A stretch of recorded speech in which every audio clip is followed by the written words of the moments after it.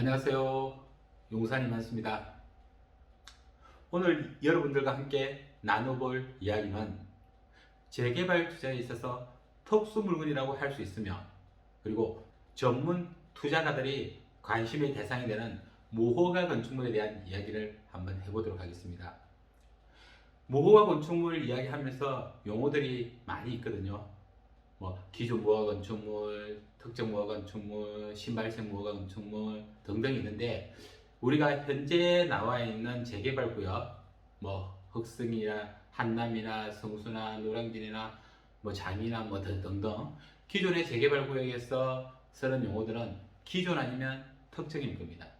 그래서 여러분들이 투자를 하실 때 재개발 물건 이야기 나오는데 기존이나 특정이나 이런 용어가 나왔을 때 오늘 제 동영상이 큰 도움이 되시고 정확한 판단을 할 수 있는 기준이 될 수 있을 것입니다.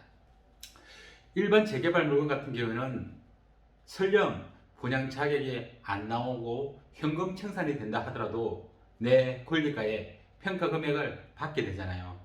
그러면 매덕이라도 받게 되겠죠. 하지만 무허가 건축물은 평가 금액이 아주 미미합니다. 아주 작죠.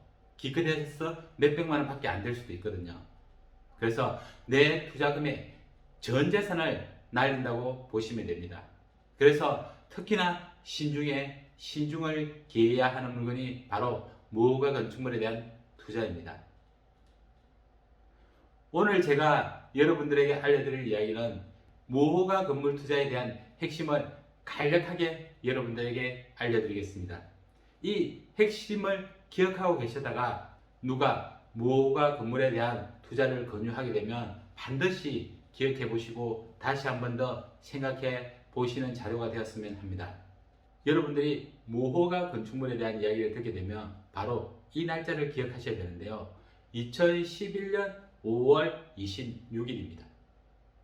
이 날짜 2011년 5월 26일 날짜로 가서 그 구역 지정을 위한 주민공람이 그 날짜 이전에 이루어졌으면 기존 무허가 건축물이라는 용어를 쓰게 되고, 그 날짜 2011년 5월 26일 이후에 주민공람이 이루어지게 되는 그런 지역들은 특정 무허가 건축물을 쓰게 됩니다.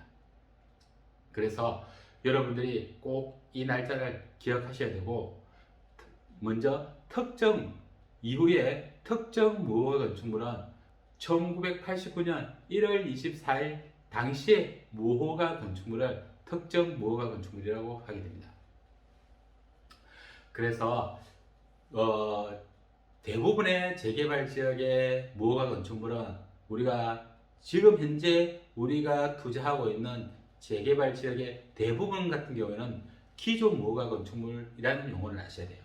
여기서 기존 무허가 건축물이라고 하면 5가지 종류가 있는데, 첫 번째가 1981년 12월 31일 당시에 무허가 관리대장에 등재되어 있는 무허가 건축물을 말하고, 두 번째로는 1981년 제2차 항공사진에 나타나 있는 무허가 건축물을 말합니다. 세 번째는 재산세 관리 대장 등 공부상에 1981년 12월 31일 이전에 건축하였다는 확정이 있는 무허가 건축물을 말하고요.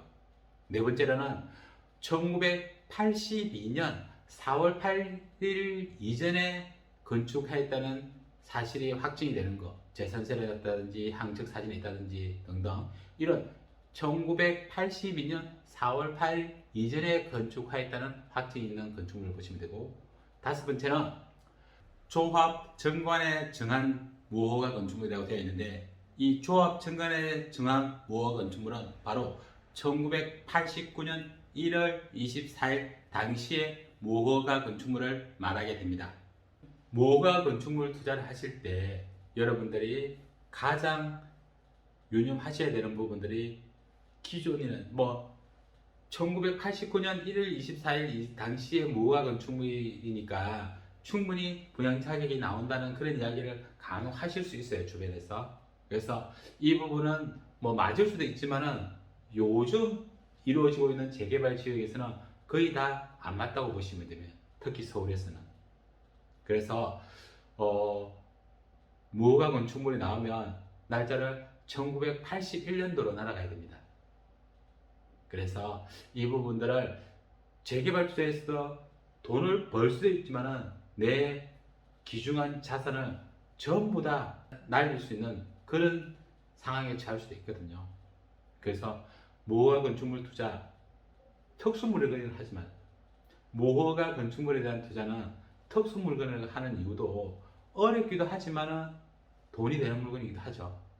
그래서 여러분들은 무허가 건축물 합치면 1900 기존 무허가 건축물, 특정 무허가 건축물 그 기준일은 2011년 5월 26일로 간다는 거예요. 2011년 5월 26일로 가서 그 이전, 그 이후로 보셔야 되고, 그리고 특정 무허가 건축물은 1989년 1월 24일 당시 무허가 건축물이고, 기존 무허가 건축물은 5가지 종류가 있다. 81년, 항척, 재산세 등등 조합증권의 제한까지 이렇게 요약하시면 될 것 같습니다. 오늘은 여러분들과 함께 무허가 건축물에 대한 이야기를 해보았습니다. 감사합니다.